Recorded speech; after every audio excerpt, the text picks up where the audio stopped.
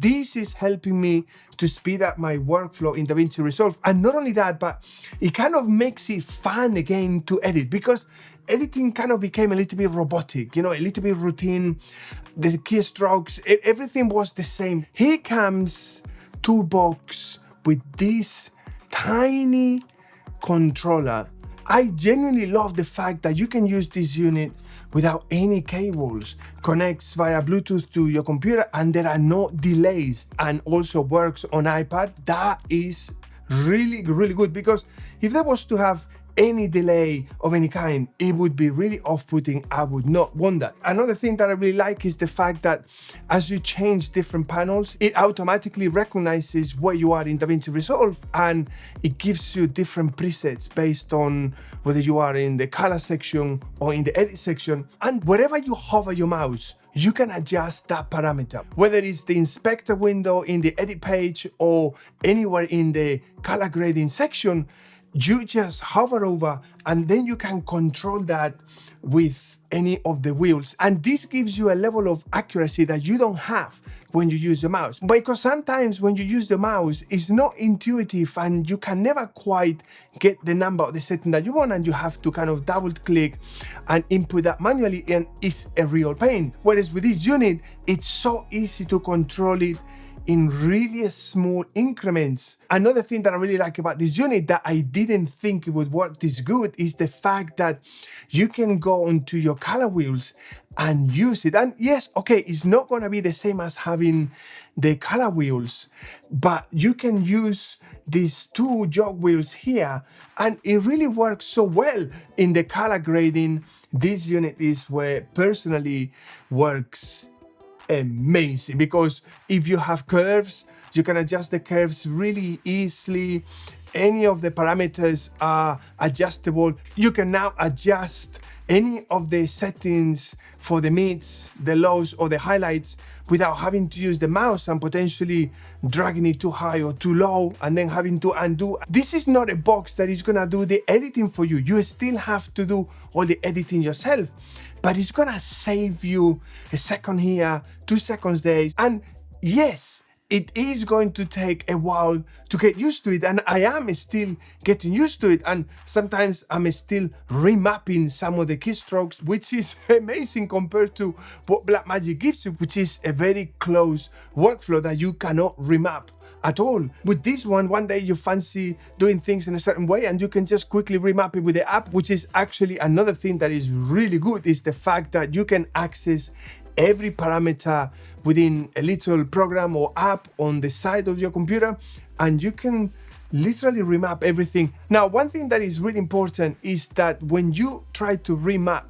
this unit and assign functions to a wheel or a button, rather than trying to find the name of that function within Davinci Resolve, try to find the keystroke or the combination of keyboard strokes that you have on your computer or your laptop, because that's what this thing is going to be doing. It's going to link up to your Davinci Resolve, and it's going to be using your keyboard. If you have a certain level of functionality mapped out to, say, Command C on your laptop, that's what you need to input here, okay? Not the name of that particular feature or functionality, but the keystroke that you have on your laptop. And if you do that, you are absolutely gonna love this thing. But I want to be straight up honest with you here. This is gonna take a little bit of adjustment, because, for instance, in my case, I've been using a keyboard and a mouse for so many years.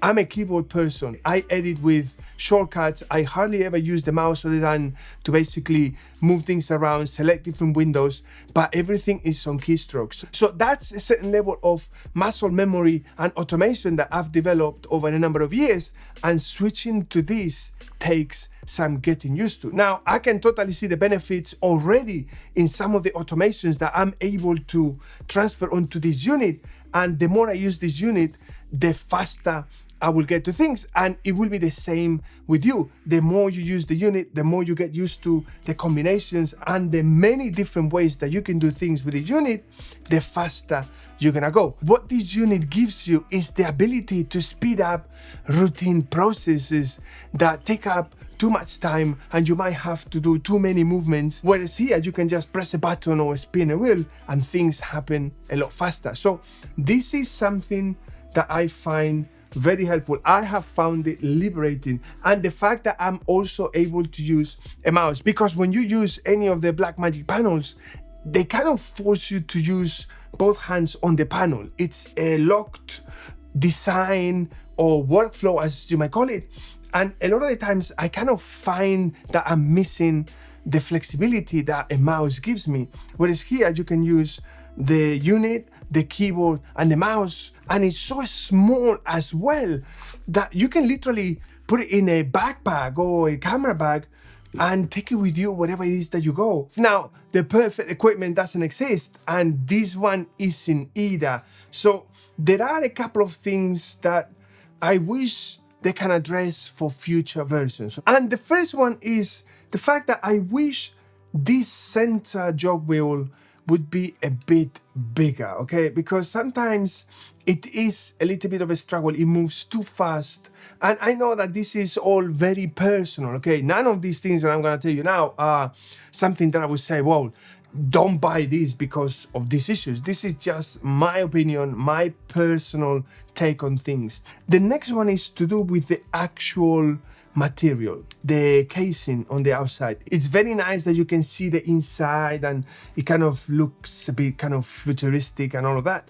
But when you hold it, you can hear the plastic. It's like a little bit of a crackling, and it's really annoying a lot of the time. Sometimes when you need to reposition this and you hear that kind of cracking, it's the only thing that doesn't feel premium. I mean, it's premium plastic, I give you that. It looks really good, the quality is very good, but the assembly, sometimes you get this annoying plastic. I mean, it's not gonna stop me from using it. It weighs just perfect so that it doesn't shift on the desk.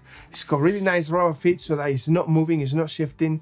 The control units are really smooth. You got the haptic settings as well, so if you need that clicking to accurately know what it is that you're doing, you have that. I've got it disabled, and everything works really well. The buttons, when you press them, feel good. They don't feel cheap. The wheels work really well. You can set any parameter, whether you want the wheel to spin faster, medium, or really slow, depending on how accurate or how raw you want the adjustment to be. And look, it's small. Look at the size of my hand, and it fits in my hand. Compared to the Blackmagic ones, I think this is a no-brainer, because the functionality and the flexibility that you have is not something that you're gonna get with the Blackmagic, with any of the Blackmagic panels. And it just works. It really does.